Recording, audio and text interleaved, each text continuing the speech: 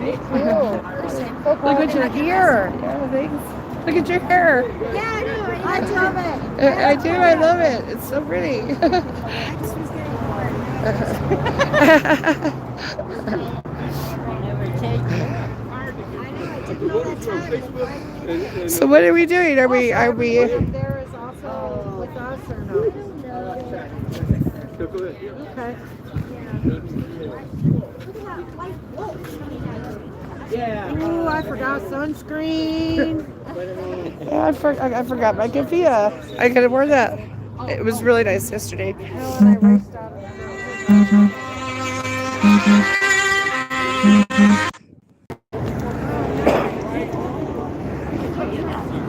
Hey, Hey, how you doing? I'm good. How are you today? I'm doing all right. Good. All right. You ready for this action? Yeah. Yeah. You know, I'm always anxious to get to the top. You're always ready for action.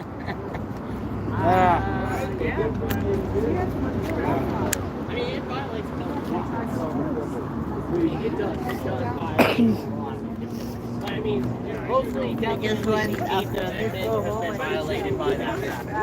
Yeah. Because it's right. You don't have enough money, doesn't mean that's good reason to punish. Yeah. God, darn it. You got it. I'm ADD, dude. I got off Rick. sidetracked for a second. Hi, we meet again. Again and again and again. I'm sure it'll be more if you show up to these. This is actually my specific role in Mutual Aid Monday is Yeah. sweeps. Yes, So I got to show up for these things. of course. Yep. So what are we doing here today?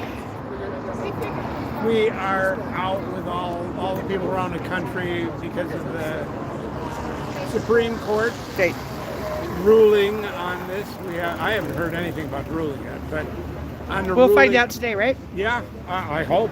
Well, I hope not. Maybe. Yeah. I don't know. The ruling on whether the camping ban is constitutional, and these people are most of them have this strange idea that whatever they think is original intent. Right. Yeah.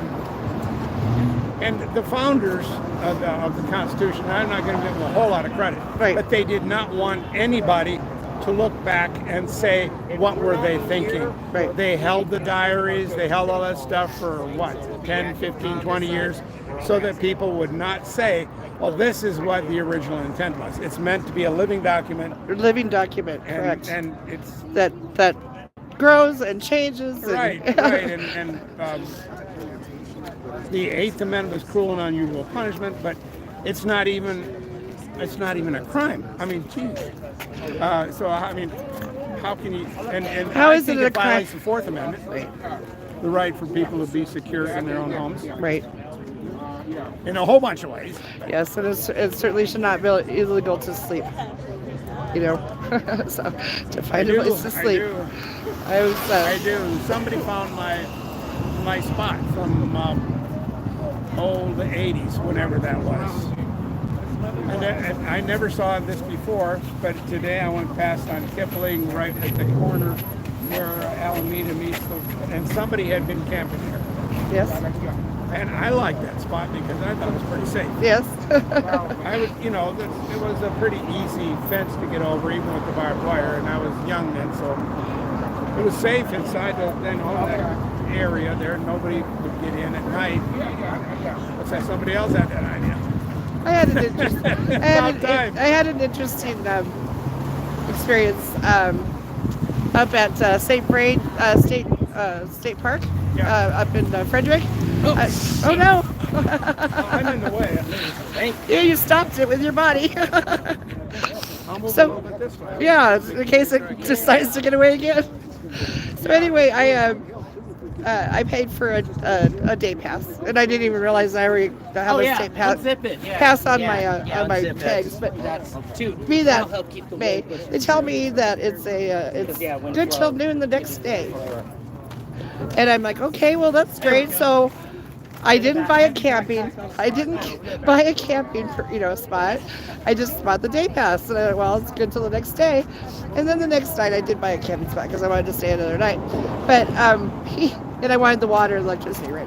So, but anyway, the park ranger comes up to me and he says, "Well, you can't sleep overnight in your vehicle if you have a day pass, even though it's good till noon the next day." I said, "Well, what are you supposed to be doing in the middle of the night? Fishing? You can only be there overnight out, in the park if you're fishing." You mean I can't use my telescope? Right. Maybe you want to use your. I don't know, but I just thought it was.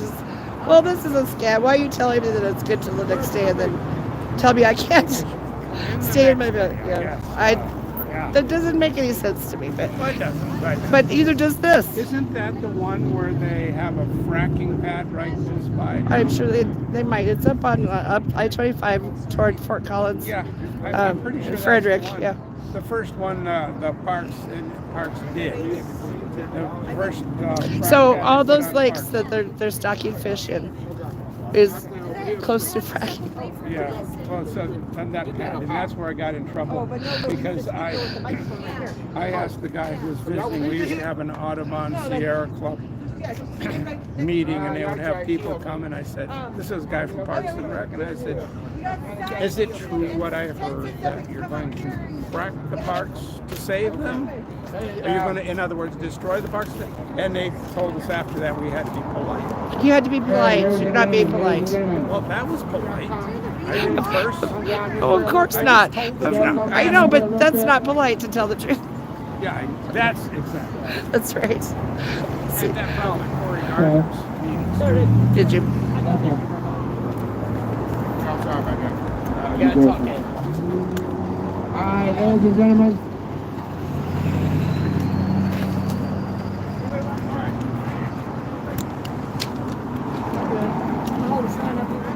Ladies and gentlemen, rock. Ladies and gentlemen, what you gonna do? We're gonna have our party. We're gonna stick it to you. We're gonna have some fun. We're gonna do it right. We can do it all day, even into the night. We gotta rock this thing. Check this out. All right. Okay. Okay. All right. Well, the reason why we're gathered here, I want to thank all y'all for showing up. I want to welcome y'all here. And I ain't got too much to say. I got something to say later on, but I'm just going to pass the mic off to Therese Howard, and she will come up here and give you a little bit about it, why we are doing this action today. Therese? Woo! Hello? Okay. So just a quick background for all of us here. I think everybody here knows, but for all who are watching live or for anybody who doesn't know, we'll see which is better. Is the megaphone better? Yeah, megaphone's better. All right, we're gonna switch to the megaphone. Yeah, that'd be better. It wasn't my fault. I can't have it because I'm a star. Testing. Turn the volume up. One volume go down. On the side of the thingy. No, on the side of the thingy. I'm doing it right now. Hello. No, on the side of the thingy, on the thing you're talking into. Box is here. I shouldn't say thingy so much. Yeah, they It's actually loud. Hello, okay, sir. Okay, so here's some brief context of what's going on today. For those who do not know, today the Supreme Court of the United States is hearing a case about camping bans. These camping bans across the U.S. are laws that criminalize survival if you do not have housing. So the one that is being considered in the Supreme Court right now came from a small town in Oregon called Grants Pass. This city, sorry, what? Grants Pass. Yo, sorry. Okay. So this city called Grants Pass is a small town, and they had a law that they passed that they specifically stated was for the purpose of pushing people out of town, for the purpose of making people uncomfortable, making houseless people uncomfortable to push them out of town. Quote the city council in Grants Pass. This case has gone through the courts on lower court levels and has gotten appealed all the way to the Supreme Court. So, what this means is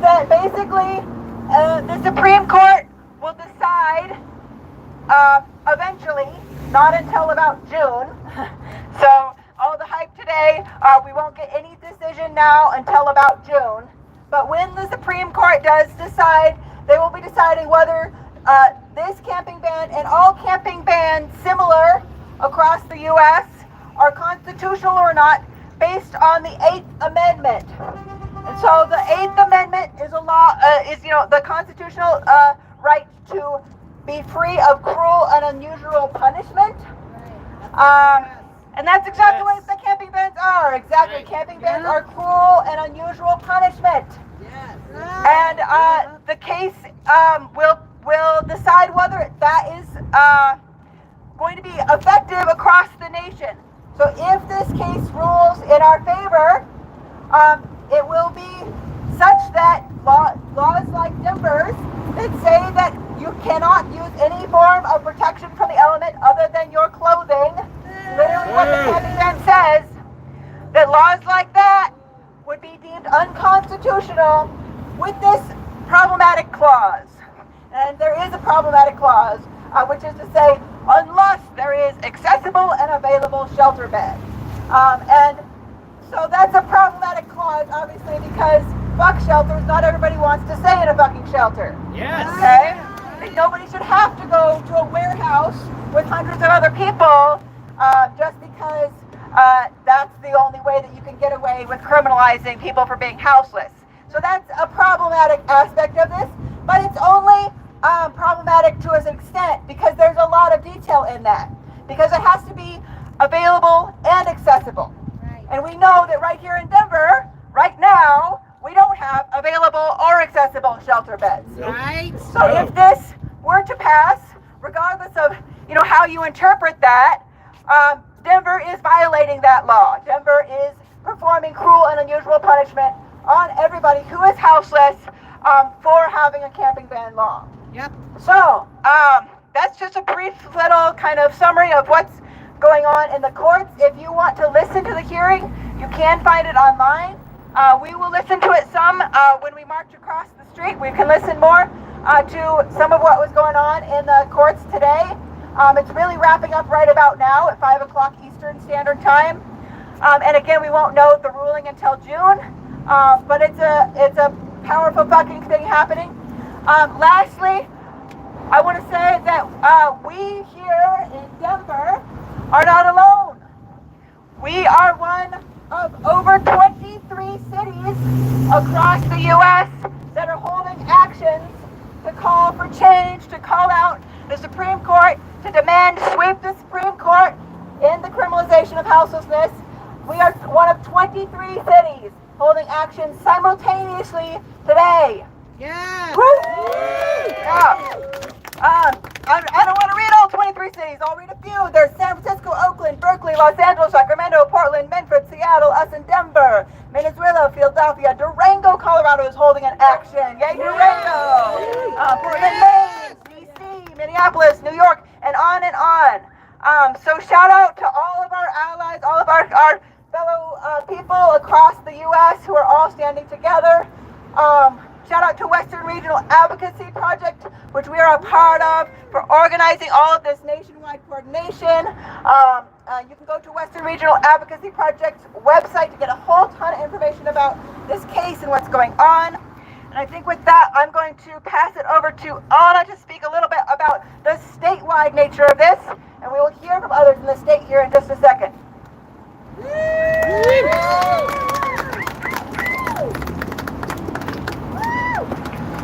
Good afternoon, comrades. My name is Anna. I'm a formerly houseless person. Today marks an important day for houseless people all over the U.S. As I speak, the U.S. Supreme Court is hearing the case of Johnson versus Grants Pass. What makes this case so meaningful is that this case can finally decide if survival bans are unconstitutional or not. You may think, okay, well yes, places like Denver, Boulder, and Colorado Springs have camping bans. So why don't people move to a city that doesn't have one? Well, because not only do these three cities have survival bans, but almost every city, town, and county in Colorado has some form of a survival ban. Yep. Over the last few years, cities such as Lakewood, Aurora, Fort Collins, Loveland, Steamboat Springs, Grand Junction, Durango, Vail, Pueblo, and counties such as Summit and Douglas have enacted bans. While this case is going on, Aurora City Council is today deciding to enact another part of their ordinance that would make the I-225 corridor completely off limits. No warnings given, just straight to trespassing ticket. This basically amounts to cruel and unusual punishment for simply trying to survive. We need to end these bans and start housing people now.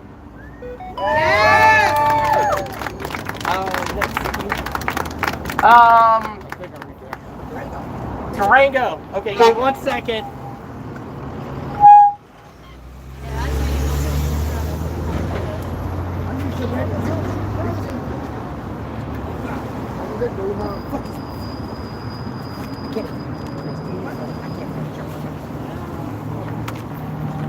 Sorry, y'all. I'm about to read the Durango thing, but I need to find my phone. Give me a second. Meanwhile, when we find Durango's statement, we're grabbing that. We have folks from Colorado Springs that came all the way here. So we can hear from Colorado Springs, folks, and then we'll hear our Durango statement. So Amy and Candy came all the way from Colorado Springs to speak with us. So come on up, either or both of you, Amy and Candy, from the Colorado Springs Homeless Union.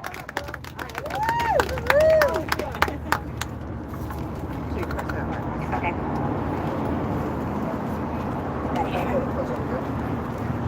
Hi, my name is Candy, and I'm a member of the Colorado Springs Homeless Union. In 1948, the United States signed the Universal Declaration of Human Rights, recognizing adequate housing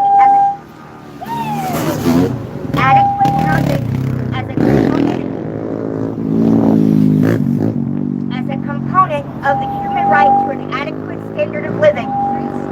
Human rights. It's next to the speaker. Oh, it's fine. It's just. There you go. It should be fine now.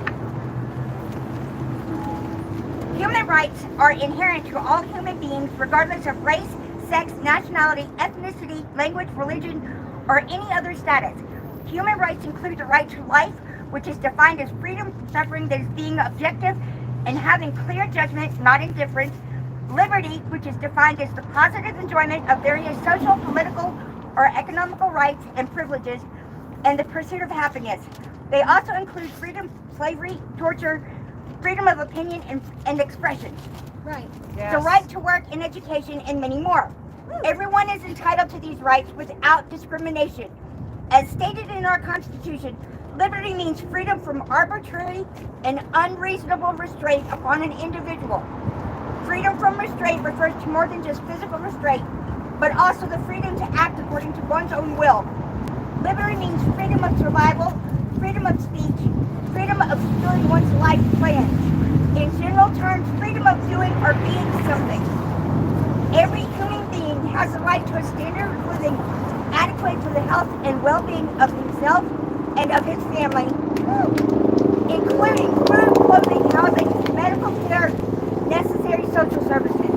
They also have the right to security in the event of unemployment, sickness, disability, widowhood, or old age. At its most basic, the concept of human dignity is the belief that all people hold a special value that is tied solely to their humanity. It has nothing to do with their class, race, gender, religion, abilities, or any other factor other than them being human. Humanity refers to caring for and helping others whenever or wherever possible. It means helping others at times when they need that help the most. It is important as it helps us forget our selfish interests at times when others need our help. Humanity is a cumulative term used for all human beings, showing sympathy, empathy, love, and treating others with respect. Yes. The term humanity is used to describe the acts of kindness and compassion towards others. It is the one unique thing that differentiates us from the animals. Why is it that camping is as defined as a shelter? Why aren't the soccer moms in the park that has sunshades up? Why aren't they being given tickets or threatened with going to jail? So what's the difference? Right. Yes. Thank you.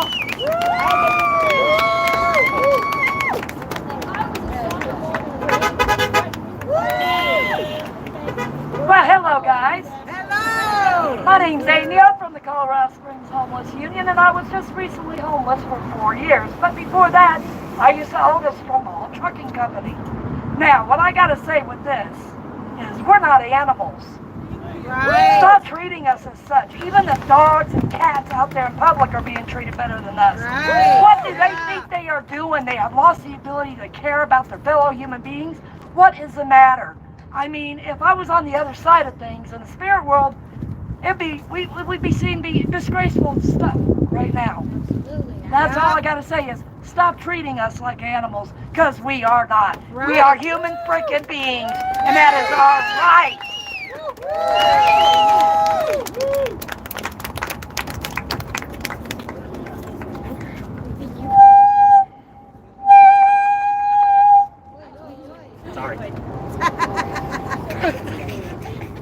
Hi. Okay, so this is Kimberly, a Durango organizer and person with lived experience.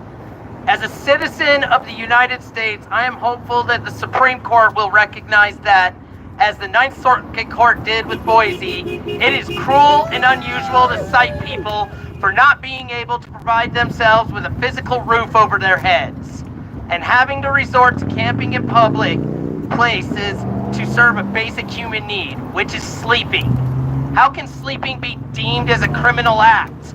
I reside in a town that falls under the Ninth Circuit Court's jurisdiction and would like to say that the local government respects their ruling, but as it currently stands, does not. Durango, Colorado city ordinance for trespassing are worded identical as those deemed cruel and unusual back in Boise in 2018. I wonder if this town would respect the Supreme Court ruling. I am a mother of two. My family knows firsthand the difficulties that come with being unhoused and having to navigate out of these circumstances.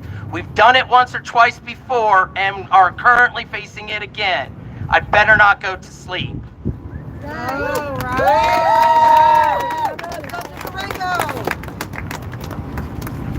Hello, once again. I'm reading to you Ralph Amicus brief. Okay? Words try to. But anyway, I'm not gonna read the whole thing, but if you want to, I will give you the website where you can go get it at. The whole thing is 56 pages. Yeah. All right. So it's good for reading. It's https://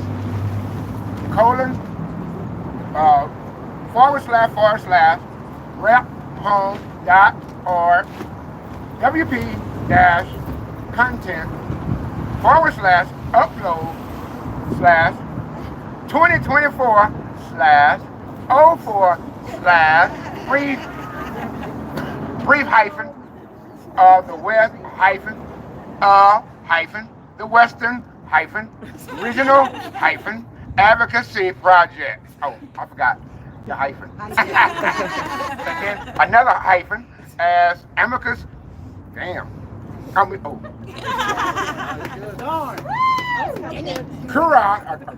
Curia or something like that. CURAIE dash N dash support dash respondent dot PDF.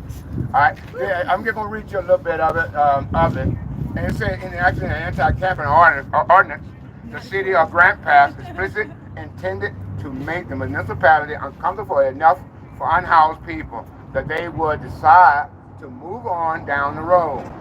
We heard that many times here in Denver. Right. I know I have. 3 cities across the country pursue this goal to manage unhoused individuals from communities through policies that criminalize basic survival activities. And as you know, the one that this is geared to are given to blacks, indigenous, and Latinx, and LGBTQ+, and disabled population are overrepresented in homeless community. The survival of those who have long been systematically oppressed is at stake. And finally, I'm just going, but you can read this later on. Finally, this brief articulate the policy, choices, and I need water. We have it over. Participation. That participated, and thank you. Modern homelessness, and argued that the court should follow historical precedent and deem this criminalization of basic survival unconstitutional. Right.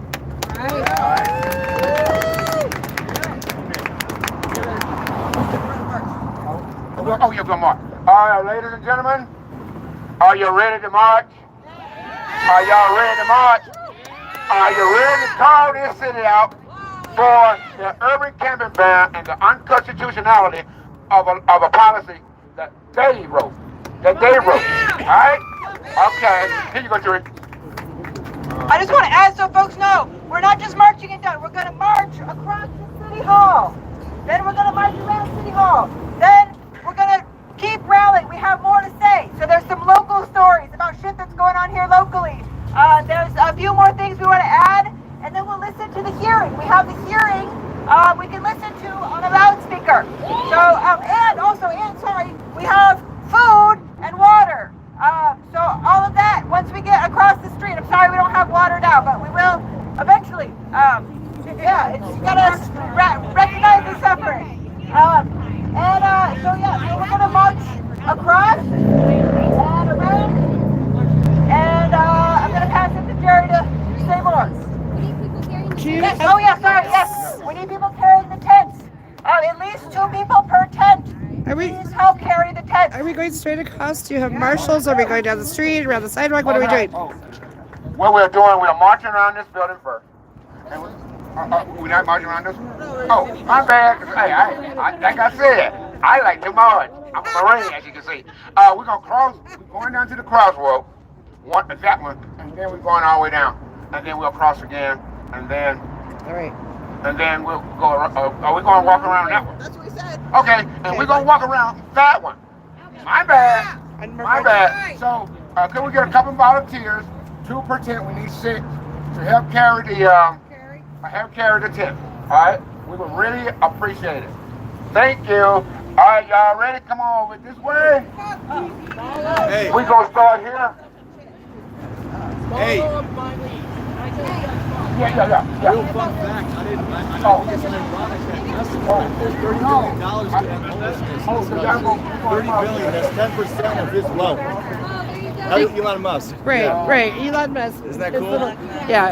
This little truck over there that. Pretty great. Yeah. That will kill you apparently because of the brake pedal or the gas pedal. Did you hear about that? Self-driving? No. The gas pedal. The gas pedal gets stuck. It gets stuck. It's got like this cover over it from looks, right?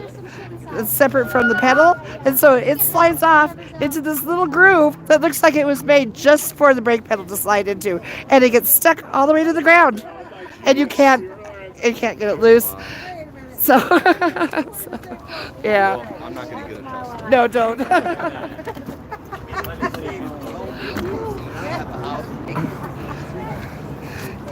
It's puppies.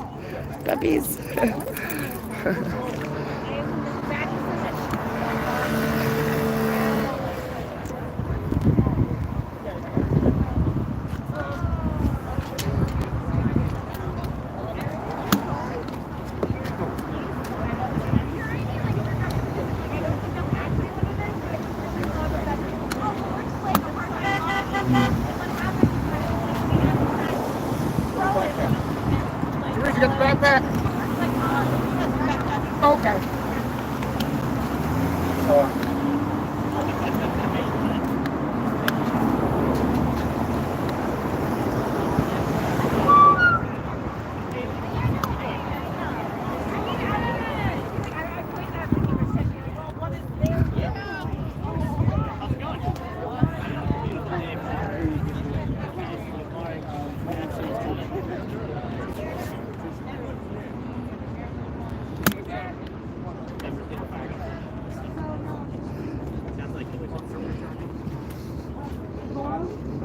All right. Wait a minute.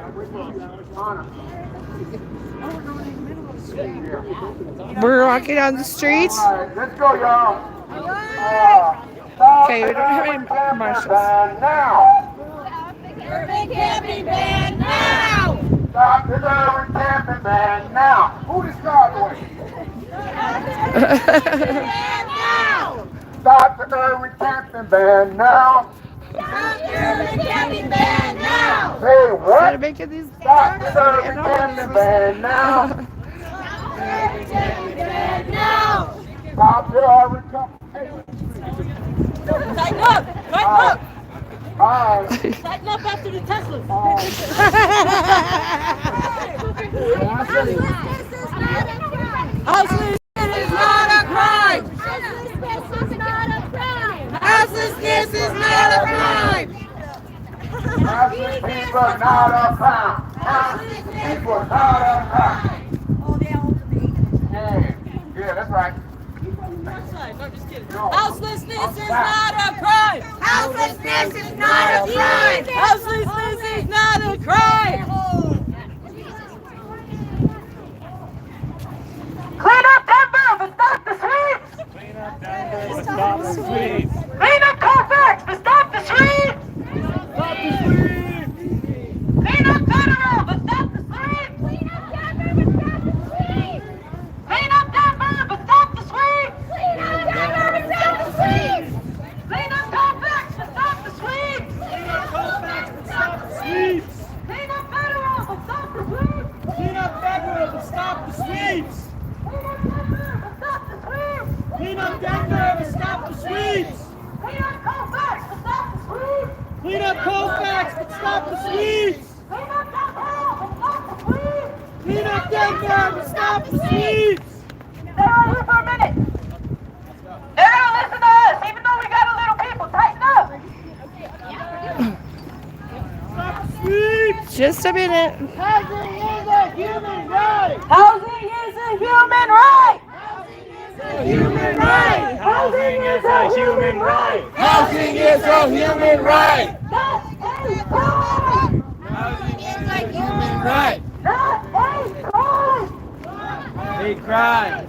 Housing is a human right! Housing is a human right. Housing is a human right! Housing is a human right. Not a crime! Not a crime. Not a crime!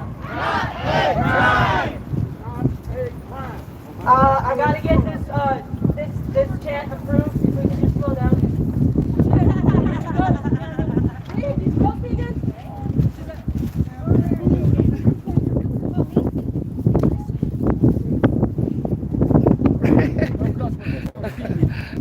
That's right. I got virgin ears. Coming out of the hospital, you know that. Coming out of the hospital, right? It ain't coming from the cartels. It ain't coming from China. It's coming from the hospitals and the government. We know that. So, we're going to say, arrest Kathy! And you're going to say, not Keyshawn! Arrest Kathy! Not Keyshawn! Arrest Kathy! Not Keyshawn! Arrest Kevin! Not Keyshawn! Arrest Karen! Not Keyshawn! Arrest Kathy! Not Keyshawn! Arrest Karen! Not Keyshawn! Arrest Kevin! Not Keyshawn! All right. Name it! All right. All right. Pick up the camera. Let's run some more. Here, Gary, pick up the tempo. Okay. I job. I'm supposed to be marshalling. Okay. Hey, y'all can repeat after me. Watch this. Hey, hey, Denver. How come you don't trust us? Just because I'm homeless. Because I'm homeless. Don't make me mad. I will get upset. And we'll...